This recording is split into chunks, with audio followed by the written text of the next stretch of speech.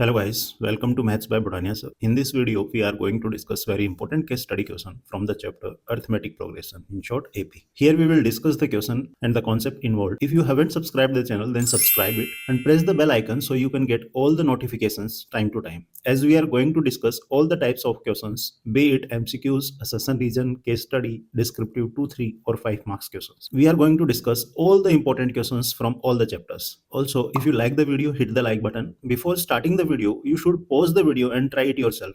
Then see the solutions. Let's start. Here case study says the school auditorium was to be constructed to accommodate at least 1500 people. The chairs are to be placed in concentric circular arrangement in such a way that each succeeding circular row has 10 seats more than the previous one. Okay, on the basis of this information, we have to solve the case study questions. Before proceeding to the questions, let's discuss formulas to be used here. In an AP, firstly, what is an AP? An AP is a mathematical sequence in which the difference between two consecutive terms is always constant. Like here we have written standard form of an AP. Here first term is A and second term is A plus D and third term is A plus 2D. So here in each succeeding term we are adding D. So the constant difference between two consecutive terms here is D. Now common difference that is equals to D, we have written that A2 minus A1 is equals to A3 minus A2 means in an AP to find common difference what we will do, we will take any two consecutive terms and we will minus preceding term from succeeding term. Like here A2 is succeeding term and A1 is preceding term, and for a series to be AP this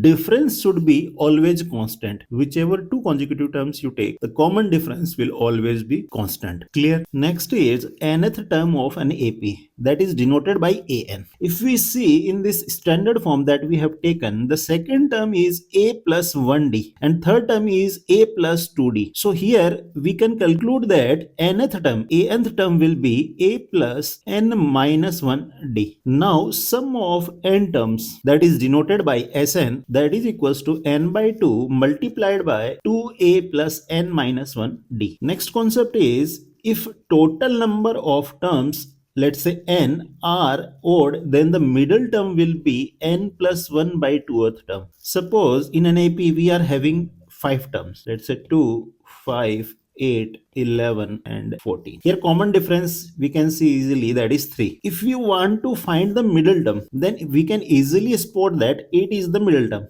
But if the number of terms is very large, then we can say that if number of terms are odd, here we have taken 5 terms. So according to this formula, we can say that middle term will be n plus 1 by 2th term. N is a total terms, that is 5 plus 1 by 2th term, means that is third term, and here we can easily see that 8 is the middle term. Okay, now let's proceed to the questions. First question is, if the first circular row has 30 seats, how many seats will be there in 10th row? Firstly, what we have to do is write the AP. Here first circular row has 30 seats. Now next circular row will have 30 plus 10, because we are given that each succeeding circular row has 10 seats more than the previous one. So the next term will be 40 and so on. Okay, this is A1 first term, this is A2 second term and so on. Here A1 represents what? Number of seats in first row. Similarly, second term represents number of seats in second row and so on. What we have to find is number of seats in 10th row. So here we know that first term, that is A, is equals to 30 and D is equals to 10, and what we have to find is number of seats in 10th row, and that will be equals to A10. Here 10th term will represent the number of seats in 10th row. So here we will be finding 10th term. So A10 will be equals to, we know the formula, A plus 10 minus 1D, that is 9D. So A10 is equals to A is 30 plus 9 into D, that is 90, is equals to 120. Here we will write, therefore 120 seats will be there in 10th row. Clear? Let's proceed to the next question. Now part 2 of the case study is asking, for 1500 seats in the auditorium, how many rows need to be there? We know that AP is 30, 40, 50 and so on. So what we have to find is number of rows that will be required to have 1500 seats in auditorium. So what we have to do is, we know that these terms A1 represent number of seats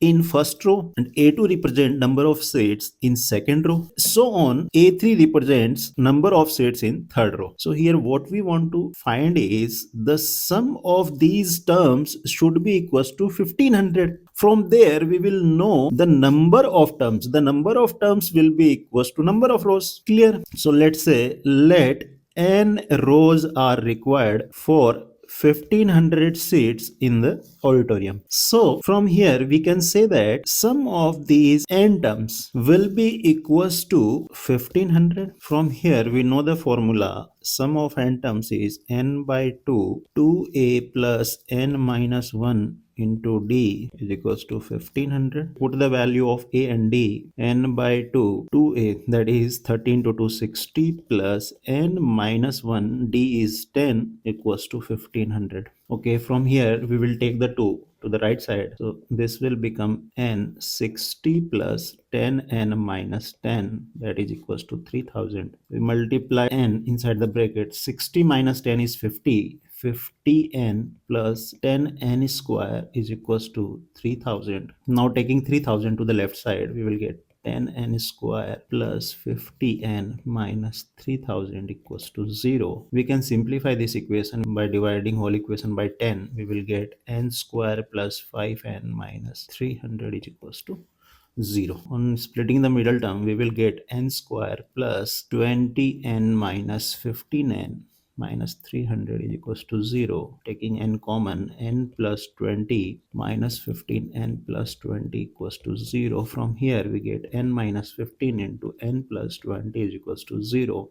So n is equals to 15 and n is equals to minus 20. We will reject minus 20 because number of rows can't be negative. So we can write that, therefore 15 rows are required to have 1500 seats in auditorium. This is the answer. Clear? Second or part is asking, for 1500 seats are to be arranged in auditorium, how many seats are still left to be put after 10th row? So we can say that number of seats to be put after 10th row, that will be equals to 1500 minus, this is total number of seats, minus number of seats that have been put till 10th row. So what does it mean, number of seats that have been put till 10th row? Here we will simply take the sum of first 10 terms. First 10 terms will represents the number of seats that have been put till the 10th row. That's clear?